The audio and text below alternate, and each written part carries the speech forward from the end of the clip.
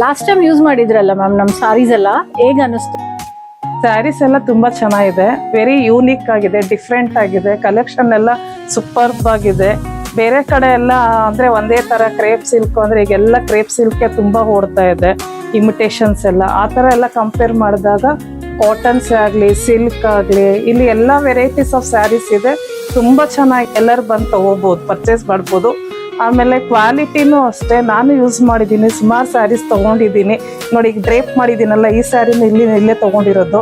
ತುಂಬಾ light weight ಇದೆ, easy to wear, carrying ಎಲ್ಲ ತುಂಬಾ ಈಸಿ ಇದೆ. ಔಟ್ಸೈಡ್ ಎಲ್ಲಾದ್ರೂ ಹೋದಾಗ ಎಲ್ಲೇ ಆಗಲಿ ಇಡೀ ಡೇ ಹಾಕೊಂಡ್ರು ವೆರಿ ಕಂಫರ್ಟಬಲ್ ಆಗಿರುತ್ತೆ. ಇದೀನಿ ಬೇರೆ ವೆಬ್ಸೈಟ್ಸ್ ಎಲ್ಲ ಅಲ್ಲೆಲ್ಲ ನೋಡಿದ್ದೀನಿ, ಎಲ್ಲ ಕಡೆ ನೋಡಿದ್ದೀನಿ.